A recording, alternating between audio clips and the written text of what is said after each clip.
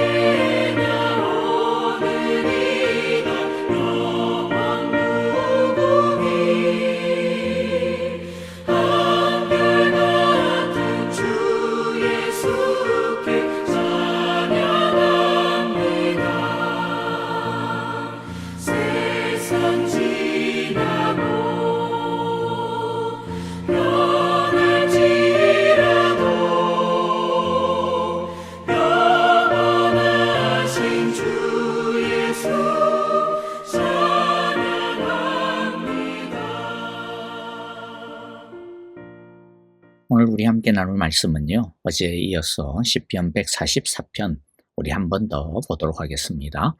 다시 한 번 더요, 1절부터 마지막 절까지 영상을 보면서 한 절씩 같이 믿음으로 고백하도록 하겠습니다. 제 144편 다윗의 시. 나의 반석이신 여호와를 찬송하리로다.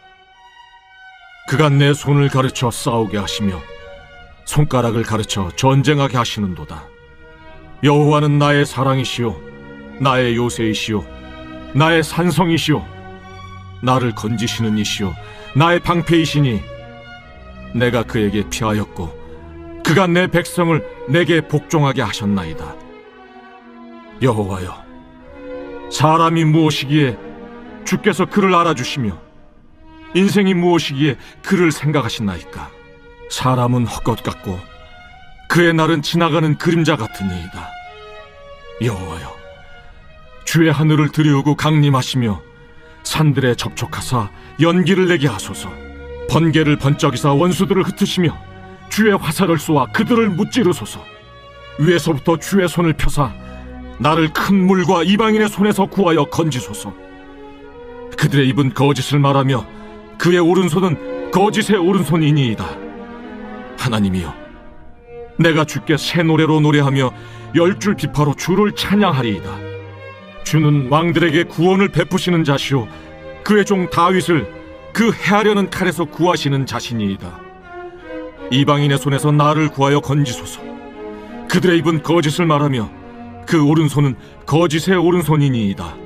우리 아들들은 어리다가 장성한 나무들과 같으며 우리 딸들은 궁전의 양식대로 아름답게 다듬은 모퉁이 돌들과 같으며 우리의 곳간에는 백곡이 가득하며 우리의 양은 들에서 천천과 만만으로 번성하며 우리 수소는 무겁게 실었으며 또 우리를 침노하는 일이나 우리가 나아가 막는 일이 없으며 우리 거리에는 슬피 부르짖음이 없을진데 이러한 백성은 복이 있나니 여호와를 자기 하나님으로 삼는 백성은 복이 있도다. 오늘은 원래 다음 145편으로 넘어가려고 했는데요. 그런데 비록 짧은 주제이지만은 너무나도 중요한 주제를 어제 다루지 못해서 오늘 144편을 한 번 더 다루어 보려고 합니다. 오늘 우리가 집중하여 보려고 하는 말씀 구절은 9절의 말씀입니다. 9절을 읽어보면요, 하나님이여, 내가 하나님께 새 노래를 불러드리며 열줄 검은고를 타면서 하나님을 찬양하겠습니다. 왜 이 말씀이 중요하냐면 이 기도를 드리고 있는, 이 구절을 드리고 있는 다윗의 지금 형편이 상태가 어떤 상태냐라고 하는 것입니다. 구절만 읽어보면 사실 별로 대단할 것이 없어 보이는 그냥 찬양하겠다라고 하는 그런 말씀이구나 라고 하는 것처럼 보입니다. 하지만 좀 길지만은요, 7절부터 약간만 앞뒤로 더 읽어보도록 하겠습니다. 다윗이 9절에서 하나님을 찬양하겠다라고 하는 이 기도가 어떤 맥락에서 드려지고 있는지를 한번 눈여겨보시기를 바랍니다. 7절부터 읽습니다. 높은 곳에서 주님의 손을 펴사 거센 물결에서 나를 끌어내시고 외적의 손에서 나를 건져주십시오. 그들의 입은 헛된 것을 말하며 그들이 맹세하는 오른손은 거짓으로 속이는 손입니다. 하나님, 내가 하나님께 새 노래를 불러드리며 열줄 검은고를 타면서 하나님을 찬양하겠습니다. 왕들에게 승리를 안겨주신 주님, 주님의 종 다윗을 무서운 칼에서 건져주신 주님, 외적의 손에서 나를 끌어내셔서 건져주십시오. 좀 와닿는 부분이 생겼습니까? 다윗은 지금 문제가 해결되었기 때문에 찬양한다라고 하는 것이 아니라고 하는 게 중요합니다. 그는 지금 여전히 기도 중에 있습니다. 여전히 적들 가운데 있습니다. 여전히 문제 가운데 있고 전쟁 가운데 있습니다. 무시무시한 적이 코앞에 버티고 있습니다. 그런데 그런 상황 속에서 다윗은 하나님을 노래하겠다, 찬양하겠다라고 합니다. 다윗은 평안할 때 노래를 부르겠노라고 고백하는 게 아니에요. 골리앗 앞에서 노래를 부르겠다라고 합니다. 아무리 큰 문제를 만나도, 아무리 무서운 문제 속에 있어도 자신은 하나님께 여전히 새 노래를 불러드리며 열줄 검은고를 타면서 하나님을 찬양하겠노라고 고백하고 있는 것입니다. 다윗이 어떤 마음에서 이런 가운데서도 이렇게 새 노래로 노래하겠노라고 찬양을 드리겠노라고 기도하고 있는 것일까요? 다윗이 지금 내가 지금 이런 상황에서도 하나님을 찬양하는 이런 모습을 보이면 내가 그렇게 하겠다라고 기도하면 하나님이 나를 갖다 기특하게 여겨주시겠지? 그러면 나를 좀 더 잘 도와주시겠지? 그러한 계산적인 마음으로 이런 기도를 드리는 게 아닙니다. 사실 가끔 보면요, 우리의 마음에는 이런 계산적인 마음, 흥정적인 마음이 끼이는 경우들이 들어있는 것을 보게 됩니다. 그래서 어려운 일을 당하고 힘든 일을 당할 때 이때까지 하지 않았던 그런 열심을 내는 모습을 보이기도 하죠. 갑자기 성경도 많이 읽고 예배도 빠지지 않고 다 참석하고 또 예배를 드릴 때도 생전 안 하던 열정을 보이면서만 찬양도 엄청 뜨겁게 하고 기도도 엄청 그냥 큰 소리로 뜨겁게 하고 봉사도 열심히 하고 11조 헌금도 열심히 하고 말이죠. 물론 어려운 일 고난을 통해서 자기 자신을 돌아보게 되고 그러다 보니까 자기 자신이 참 부끄러운 짓을 많이 했구나 라고 하는 것을 느끼게 되어서 회개하게 되고 새 믿음을 가지게 되어 열심을 내는 경우도 많습니다. 아마 그게 대부분이겠죠. 그런데 그런 경우조차라도 가끔 아주 간혹이라도 그런 마음 가운데 어떤 마음이 살짝 끼어드는 경우들이 있느냐 하면은 그래, 내가 이렇게 달라진 모습을 보면 하나님께서 내가 이렇게 회개한 내 열심을 내는 모습을 보면 내가 이렇게 하나님을 잘 믿는 참 변화되어진 모습을 보면 하나님이 나를 불쌍히 여겨주시지 않으실까? 하나님이 조금 더 빨리 나를 도와주시지 않으실까? 하나님이 내가 원하는 그 기도를 들어주시지 않으실까? 원하는 것을 좀 해주시지 않으실까? 라고 하는 마음을 넌지시 가지게 되어지는 경우들을 보는 거죠. 어쩌면 사실 이것은 참 우리들의 인간적인 그런 솔직한 모습일 겁니다. 그런데 다 이해가 돼요. 얼마나 힘들면 그렇게 뭔가라도 하나라도 붙잡고 싶은 그런 마음으로 그런 마음들이 생기는 것이니까요. 그런데 하나님은 심지어는 그런 마음조차도 또 불쌍히 여겨주십니다. 또 그래서 또 하나님께서 우리를 또 긍휼히 여겨주셔요. 그런데 그 마음은 하나님이 설령 그런 마음을 불쌍히 여겨주셔서 우리가 원하는 대로 뭔가를 다 이루어 주셨다라고 해서 그게 진실한 믿음의 마음인 것은 아닙니다. 우리의 뭔가를 통해서 하나님으로부터 뭔가를 조금이라도 얻어내고자 하는 계산적인 믿음, 흥정적인 믿음은 진실한 믿음, 참된 믿음이라고 하기에는 부끄러운 믿음이죠. 그런데 다윗은요, 그런 마음으로 그런 꼼수의 믿음으로 이런 기도를 드리고 있는 게 아닙니다. 다윗이 이런 기도를 할 수 있는 이유가 무엇입니까? 그것은요, 확신이었습니다. 확신. 하나님에 대한 굳건한 확신. 내가 하나님께 비하면 반석이신 하나님 위에 내가 서게 되면 하나님은 분명히 나를 도와주신다. 나와 함께 하신다. 그는 아직 아무것도 없는데도 불구하고 이 확신 때문에 새 노래를 부르고 찬양을 고백하고 있는 겁니다. 10절을 보면요. 왕들에게 승리를 안겨주신 주님, 주님의 종 다윗을 무서운 칼에서 건져주신 주님. 무슨 말입니까? 이전에 자신을 지켜주신 하나님, 그 하나님이 과거의 한순간의 하나님으로 과거에 박혀있는 것이 아니라 다윗에게는 그 과거의 하나님이 지금 이 순간에도 살아 역사하시는, 지금 이 순간에도 자신과 함께 하시는 그 하나님이라고 하는 것을 그는 믿고 있다라는 거죠. 그 하나님을 그는 바라보고 있는 겁니다. 과거에 자신을 구원해 주신 그 하나님이 지금도 동일하게 한결같이 변함없이 자신을 구원해 주시는 정말로 동일하신 하나님이시다라고 하는 것을 다윗은 확신하고 있는 것입니다. 다윗이 확신하고 있는 게 뭡니까? 한 번 하나님은 영원한 하나님이시다라는 거죠. 한 번 나를 사랑하셨던 하나님은 지금도 그리고 영원히 앞으로도 나를 버리지 아니하시고 사랑하시는 하나님이시다라고 하는 것을 확신하고 있는 것입니다. 여러분, 우리에게도 이 확신이 있어야 합니다. 다윗이 전쟁 때마다 붙들었던 것은 바로 오늘 살아 역사하시는 하나님이 나와 함께 하신다라고 하는 믿음이었거든요. 우리에게는 어떤 확신이 있어야 합니까? 나를 위해 십자가에서 아낌없이 자신의 생명을 내어주신 그 아들 하나님 예수 그리스도는 지금도 나를 위해 아낌없이 자신의 생명을 다 쏟아부으시며 나를 사랑하여 주신다. 십자가에서 나를 조건 없이 사랑하여 주시고 구원하여 주신 예수님은 지금도 나를 위해 여전히 구원하여 주시고 여전히 지켜주신다. 자기 아들을 아끼지 아니하시고 나를 위하여 내어주신 하나님은 지금도 나를 위해 아낌없이 부어주시며 다른 좋은 것을 주신다라고 하는 이런 확신을 우리가 가지고 있어야 합니다. 왜냐하면 이것이 바로 하나님이 우리를 위해 하신 일이요. 이것이 우리를 위해 예수님이 하신 사실이기 때문에 그런 것이죠. 이것은 단순하게 막연한 기대가 아니에요. 이것은 사실입니다. 이것은 과거의 사실에 기반한 확신인 것이죠. 하나님과 예수님은 영원하십니다. 그러므로 그 영원하신 하나님이 하신 그것은 절대로 변할 수가 없는 거죠. 그것은 지금도 나에게 여전히 나타나는 일인 것입니다.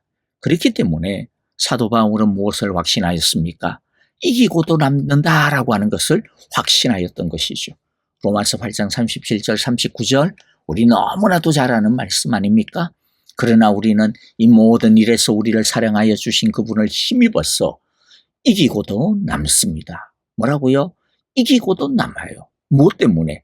우리를 사랑하여 주신 그분은 그 예수 그리스도를 힘입어서 그분 때문에 우리는 이기고도 남습니다.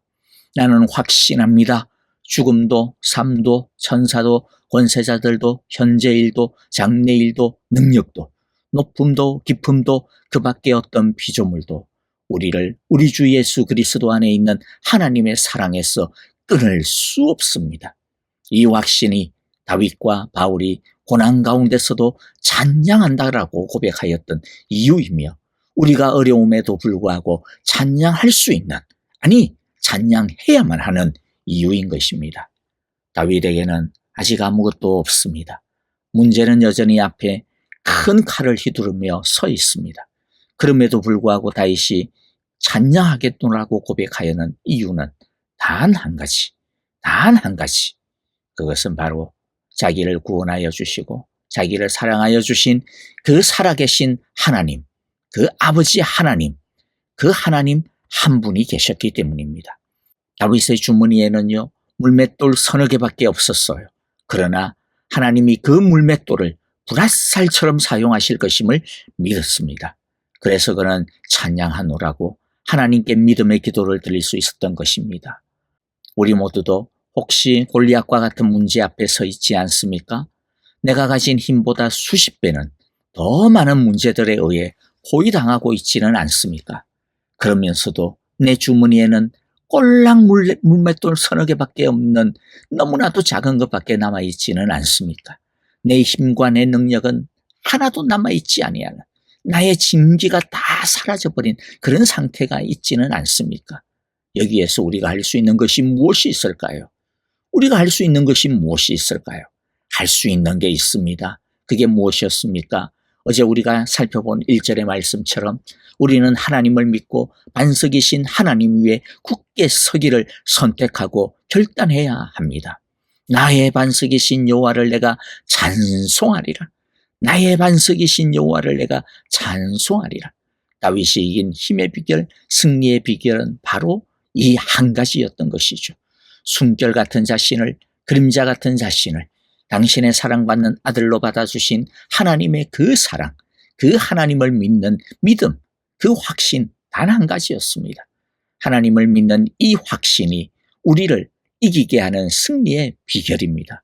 반석이신 하나님을 그러므로 죽으라고 붙들어야 합니다. 그 반석 위에 죽으라고 서 있어야 합니다. 그래야 흔들리지 않습니다. 그 반석 위에서 우리는 하나님을 영원히 찬양하고 있어야 됩니다. 그래야 불안과 두려움, 걱정과 염려 가운데서도 우리는 이길 수 있는 것입니다. 여러분, 불안해하고 두려워하기보다는 그럴 시간에 차라리 오늘 9절에서 다윗이 노래한 것처럼 하나님께 새 노래를 불러드리는 우리 모두가 되어지기를 바랍니다. 어떤 상황에서도 모든 소망이 다 끊어진 상황에서도 오직 하나님만을 붙들고 그분의 사랑과 은혜와 선하심을 노래하는 우리 모두가 되어지시기를, 그리하여 하나님이 주시는 평안과 흔들리지 아니하는 견고한 승리를 노래하는 우리 모두가 되어지시기를 간절히 기도합니다. 믿음의 찬양은요, 하나님께서 나에게 원하는 것을 해주시면, 내 기도를 들어주시면 그때 하는 게 아닙니다. 물론 그때도 찬양해야 되겠죠. 그러나 믿음의 찬양은 언제 합니까? 내가 뭔가를 받았기 때문에 기분이 좋아져서 하는 것이 아니라 하나님을 바라보면서 하는 게 믿음의 찬양입니다. 하나님 때문에 하는 것이 믿음의 찬양인 것이죠. 아직 아무것도 일어나지 않아도 심지어는 내가 기대하고 기도하는 것과는 다르게 일이 굴러가는 것처럼 보인다 하더라도 그때도 그럼에도 불구하고 하나님을 믿고 예수님을 믿고 성령님을 믿고 찬양하는 것입니다. 한번 하나님은 영원한 하나님이다. 나를 사랑하여 주신 예수님을 힘입어 나는 이기고도 남는다.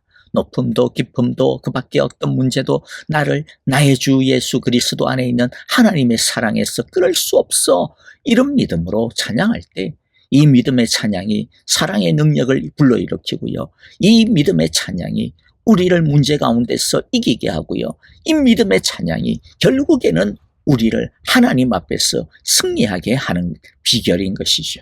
여러분, 우리는 이미 한 예수님의 피와 사랑을 받은 사람들 아닙니까? 그러므로 15절의 말씀처럼 우리는 이미 하나님의 복의 복을 받은 사람이라고 하는 것을 우리 모두가 확신하기를 바랍니다. 이 확신을 가지고 그러므로 미리 먼저 믿음의 찬양을 드리는 우리 모두가 되어지기를 바랍니다. 그러면 믿음으로 반석이신 하나님 위에 굳게 서는 자를 하나님께서 성령의 방패로 둘러 보호해 주시는 놀라운 은혜의 능력을 우리 모두도 다윗처럼 바울처럼 만나게 되실 것입니다. 아멘. 오늘 우리에게 주신 귀한 말씀들 마음 가운데 새기면서요. 여러분, 믿음의 찬양은 문제 속에서 드리는 것입니다. 우리도 주여 나에게 이 믿음의 찬양을 주옵소서. 이 믿음의 찬양을 주님께 드립니다. 찬양 가운데 역사하여 주옵소서라고 우리 함께 간절하게 기도하기를 원합니다. 교회를 위하여 형제자매들을 위하여 기도할 때 우리 함께 서로를 돌아보며 기도하고요. 주님, 우리 사랑의 교회는 문제가 넘칠 때마다 찬양이 넘치는 교회가 되게 하시고 성도가 되게 하여 주소서라고 우리 함께 기도하기를 원하고요. 아프신 분들을 위해서 기도하실 때 특별히 우리 이경 집사님을 위해 많이 기도해 주시기를 바랍니다. 큰 고통 가운데 있습니다. 큰 어려움 가운데 있습니다. 그럼에도 불구하고 믿음으로 주님을 바라보고 주님을 붙들고 있습니다. 찬양하고 있습니다. 그 찬양 가운데 이기고도 남는 하나님의 사랑을 부어주소서라고 함께 기도해 주시기를 간절히 바랍니다. 선교사님들을 위해서도 우리 함께 믿음으로 찬양드리며요. 어렵고도 부족한 가운데도 넘치는 승리가 있게 하소서라고 함께 기도해 주시기를 바랍니다. 같이 찬양드리며 기도하겠습니다.